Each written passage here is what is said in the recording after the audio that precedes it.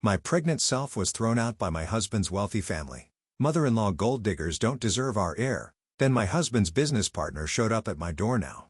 I'm Jessica Chen, and this is the story of how my husband's wealthy family learned that money isn't everything, especially when you underestimate the wrong person. I met Marcus at a small coffee shop where I worked while pursuing my computer engineering degree. He was different from the usual suited executives who barely looked at me while ordering their expensive lattes. Despite coming from one of the city's wealthiest families, Marcus would sit at the counter and actually talk to me about technology, coding, and my dreams of starting my own software company. "You're different," he said one day, watching me debug code on my laptop during my break. "Most people here just see me as the heir to Wong Enterprises. You see me as just Marcus." I smiled, closing my laptop. "That's because money doesn't impress me. Ideas do. Dreams do." A romance blossomed naturally hidden from his family's judgmental eyes. Marcus knew they wouldn't approve. They had a list of suitable heiresses for him to choose from, but love doesn't follow present paths. When Marcus finally told his parents about us, the explosion was nuclear. A coffee shop girl with a community college degree, his mother, Eleanor Wong, practically spat the words during our first dinner together. She sat at the head of their massive dining table, wearing jewelry that probably cost more than my entire education. "Actually, I'm completing my computer engineering degree," I corrected her politely. "And it's a state university, not a community college." "Same difference," she dismissed with a wave of her manicured hand. "Marcus needs someone who understands our world, our social obligations, not some scholarship case." Marcus squeezed my hand under the table. "Mother Jessica is brilliant. She's developing innovative software that could revolutionize enough." Harold Wong, Marcus's father, slammed his hand on the table. "No son of mine will marry beneath his station. End this foolishness now." But Marcus didn't end it. Instead, he proposed the next day, and we had a small private ceremony at City Hall. His parents refused to attend. "You'll regret this," Eleanor warned him. "She'll show her true colors soon enough." Despite his family's disapproval, we were happy. Marcus supported my studies while I finished my degree, and I started developing my software on the side. We lived in a modest apartment, avoiding his family's social circles and focusing on building our life together. Then I got pregnant. The news should have been joyous. Instead, it set off a chain of events that would change everything. "A baby changes things," Eleanor announced, suddenly appearing at our door one day when Marcus was at work. Perhaps we were hasty in our judgment. She invited us to move into the family mansion. Marcus was thrilled, seeing it as a chance to reconcile with his family. I was hesitant, but I wanted our child to know their grandparents, so we moved in. That's when the real nightmare began. Eleanor's acceptance was a carefully crafted trap. She began hosting elaborate parties, parading me in front of their social circle like a circus act. "Isn't it charming?" she'd say. "Our Marcus, so charitable," giving a chance to someone from her background. I endured it all for Marcus's sake, but then I overheard a conversation that chilled me to my core. "The girl is becoming a problem," Eleanor told Harold in his study. "She's actually trying to patent some software she's developed." Imagine the embarrassment if Marcus's wife starts peddling computer programs like a street vendor. "The prenup will protect Marcus's interests," Harold assured her. "And once the baby is born, yes." Eleanor's voice turned cold. "Once we have our grandchild, we can deal with the gold digger appropriately." I rushed back to our room, heart pounding. The next day, I discovered they'd been working behind the scenes. My patent application had been mysteriously delayed. My university record showed an investigation into academic irregularities. They were systematically destroying my credibility. When I confronted Marcus, his response shattered my world. "You're being paranoid, Jessica," he sighed, not looking up from his phone. "Pregnancy hormones are making you irrational. Mother is trying her best to welcome you into our world. Your mother is trying to destroy me." I shouted, showing him the patent interference documents I uncovered. "Those are just standard legal procedures," he dismissed. "Maybe if he'd stop trying to prove yourself and just accept your place in this family." "My place?" I whispered, finally seeing him clearly. "You me beneath you? Like your mother always said." Before he could respond, Eleanor burst into the room waving her tablet. "How dare you?" she shrieked. "Arguing with my son in his own home? Causing him stress with your wild accusations?" What happened next seemed to unfold in slow motion. Eleanor clutched her chest dramatically, stumbling. "My heart, the stress. She's trying to kill me." Marcus rushed to his mother while Harold appeared from nowhere, pointing at me with rage. Get out of this house now." "Marcus," I pleaded, but he wouldn't even look at me, too busy attending to his mother's theatrical performance. Security guards appeared, escorting me out with just my purse and the clothes on my back. As the massive doors slammed behind me, I heard Eleanor's miraculous recovery, her voice carrying clearly, "Finally. Now we can protect our grandchild from that gold digger's influence. I stood there, 5 months pregnant, watching the sunset behind the mansion I foolishly thought could become my home, but I wasn't broken. I was angry. What they didn't know was that I'd seen this coming. I've been preparing, and I had an ace up my sleeve. One that would make them regret ever underestimating the coffee shop girl. As I walked away from the mansion, my phone buzzed with a text message that would change everything. Miss Chen, this is David John, Marcus's business partner. We need to talk. There's something you should know about Wong Enterprises and your software. Standing there, one hand on my belly where my baby grew, I smiled. They thought they'd won, but the game was just beginning. The next morning would bring revelations that would shake the Wong family to its core. That night, I met David Zhang at a small discreet restaurant downtown. Unlike the Wong family's usual flashy establishments, this was a quiet place where serious conversations could happen without interruption. David was already waiting when I arrived, his usually immaculate suit slightly rumpled, suggesting he'd come straight from the office. He stood as I approached, pulling out a chair for me. "Thank you for meeting me, Jessica," he said, his expression grave. "I've been wanting to talk to you for months, but the ones, they have eyes everywhere." I sat down carefully, one hand protectively on my baby bump. "What's this about, Mr. John? And why now?" He pulled out a tablet, sliding it across the table. "Take a look at this. It might seem familiar." My heart stopped as I scrolled through the documents.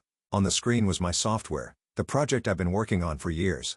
But it wasn't just my code. It had been modified, expanded, and was now being prepared for launch as Wong Enterprises' newest product. "They stole my work," I whispered, anger building in my chest. David nodded grimly. "Not just stole it. They've built their entire new digital division around your framework. That standard legal procedure blocking your patent. It was so they could file their own patent first. But how did they?" I stopped, realization dawning. "Marcus, he had access to my laptop, my files." "Marcus is just a puppet." David leaned forward, lowering his voice. "Eleanor and Harold have been running the company into the ground with outdated strategies. They needed a win. Your software was their salvation, but they couldn't bear the thought of owing their success to the coffee shop girl." I remembered all the times Marcus had asked about my project, showing sudden interest in the technical details. How Eleanor had insisted I use the superior computer in their home office. "They've been gathering my work piece by piece." "Why are you telling me this?" I asked David. "You're their business partner." He smiled grimly. "Partner? More like their latest target. I built the Asian market division from nothing. Now that it's profitable, they're trying to push me out too. Just like they did to you." He pulled out another document, a contract, "But I've got something they don't know about. 20 years ago, Harold's father gave me special voting shares in writing. If combined with other shareholders, these shares could force a board review." My mind raced with possibilities. "And what do you want from me?" "Justice," he said simply. "Your software is revolutionary, Jessica, but they're implementing it wrong. Their shortcuts will make it vulnerable. When it fails, and it will fail, thousands of businesses will be compromised." I sat back processing this information. "So you want to stop them?" "I want to help you take back what's yours," he corrected. "And in the process, maybe we can save Wong Enterprises from itself." Over the next few hours, David laid out everything. The Wong family's perfect image was of Hakad. Their fortune was built on taking credit for others' innovations.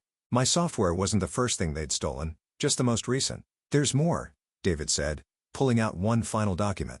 "Remember that prenup they made you sign? The one Marcus said was just a formality." I nodded, my throat tight. "It has a clause about intellectual property. Any IP developed during the marriage belongs to both parties equally. When they stole your software, they actually gave you a legal claim to half of its value." I laughed bitterly. "They'll have the best lawyers in the country." "Yes," David smiled. "But we have something better. We have proof." And he paused dramatically. "We have your backup files." My head snapped up. "What?" "That day you came to my office 6 months ago to discuss cloud storage solutions, I noticed you uploaded something to a secure server. I've kept it safe, untouched, original timestamps intact." Tears welled in my eyes as I remembered. I've been so careful, so paranoid about backing up my work. That paranoia had just saved me. "Here's what we're going to do," David continued, outlining a plan that would make Eleanor's head spin. "But we need to move fast. They're announcing the software launch at the annual shareholders meeting next week." I placed both hands on my belly, feeling my baby kick as if in agreement. "I'm ready." The next week was a blur of preparation. David's lawyers worked around the clock preparing documents. Tech experts analyzed my original code against Wong Enterprises' stolen version, documenting every theft. But the real masterstroke came from an unexpected source, Mrs. Wong. A timid voice called me 3 days before the shareholders meeting. It was Amy, Eleanor's personal assistant. I have something you should see. She handed me a USB drive, hands shaking. I've worked for Mrs. Wong for 15 years. The things I've seen. The people she's destroyed. I can't do it anymore. Everything's on here. Every email. Every hidden document. Every secret meeting. I knew what must have cost her to do this. Thank you, Emmy. Just she hesitated at the door. Make it count. The morning of the shareholders meeting dawned bright and clear. I dressed carefully in a conservative black maternity dress. My hair pulled back professionally. David met me at his office. Ready? He asked, helping me out of the car. I nodded, squaring my shoulders. More than ready. As we walked into Wong Enterprises headquarters, employees stopped and stared. News of my dramatic exit from the Wong mansion had spread. No one expected to see me here. We rode the elevator to the top floor where the boardroom was already filling with shareholders. Through the glass walls, I could see Eleanor holding court, Marcus at her side like an obedient schoolboy. The moment we walked in, silence fell.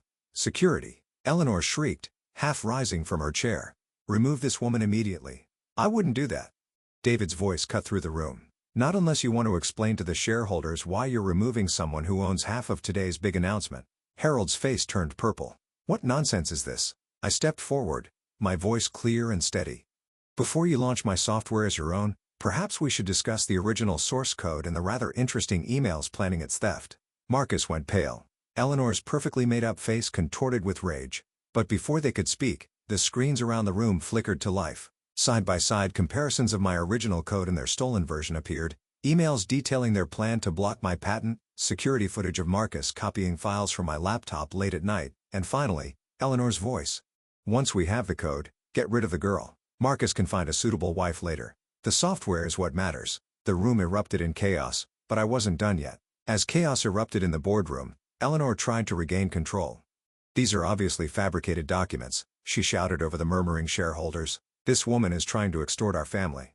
I smiled calmly, remembering all the time she dismissed me as just a coffee shop girl. Fabricated? I pressed a button on my tablet. Like these surveillance videos from your home office? The one showing Marcus copying my files at your direction. The screen switched to crystal clear footage. Elena's face went from red to white as she watched herself instructing Marcus, pointing at my laptop. Or perhaps, I continued these bank transfers, the one showing payments to delay my patent application. Emmy kept very detailed records, Mrs. Wong. At the mention of her assistant's name, Eleanor's composure cracked completely. You treat her as little. Mother, stop. Marcus finally spoke up, but I cut him off. No, Marcus.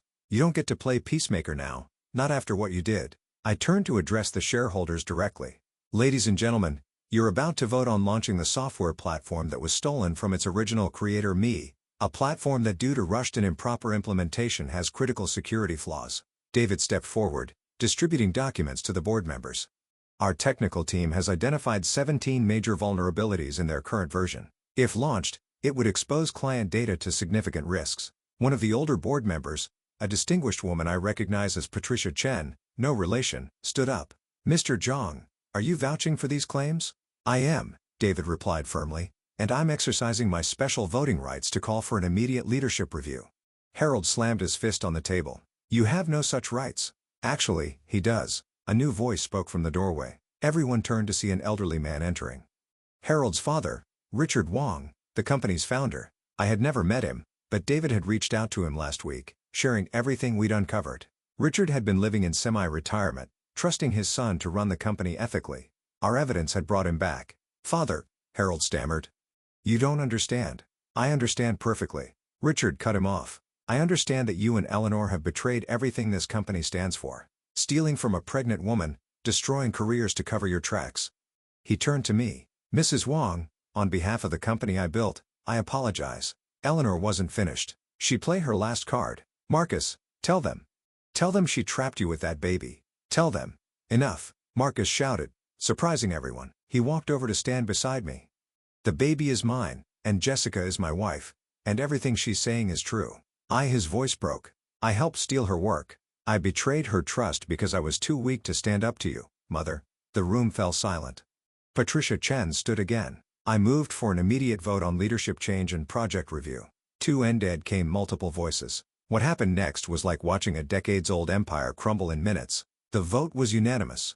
Harold and Eleanor were removed from their positions pending a full investigation. Richard Wong was reinstated as interim CEO. Mrs. Wong, Richard addressed me. Would you be willing to work with our technical team to properly implement your software? With full credit and compensation, of course. I place a protective hand on my belly. I have a counter-proposal. Over the next hour, I outlined my vision, a new division within Wong Enterprises, focused on ethical innovation and developer support. A place where ideas would be nurtured, not stolen, where credit would be given, where due. And I want David Zhang as my co-director, I finished. His integrity helped expose this situation. That's the kind of leadership this company needs. Richard smiled.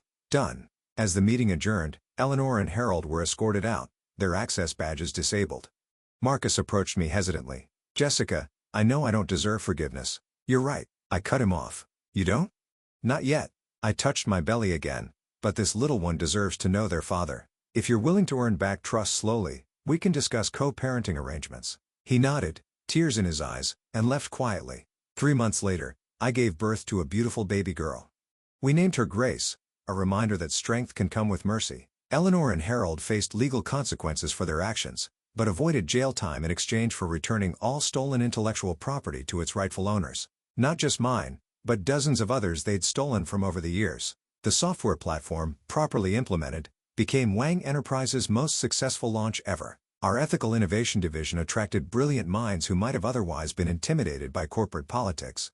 Marcus and I eventually divorced, but he became a better man and a good father to Grace. Sometimes, losing everything helps you find your true self. As for me, I run my division from the same office where Eleanor once plotted to destroy me. But unlike her, I keep my door open to anyone with a good idea regardless of their background. Last week, a young barista came to pitch her software idea. As I listened to her passionate presentation, I smiled remembering another coffee shop girl with big dreams. Tell me more, I said, pulling out my laptop. And let's talk about protecting your intellectual property rights first. Because success isn't just about winning, it's about changing the game for those who come after you.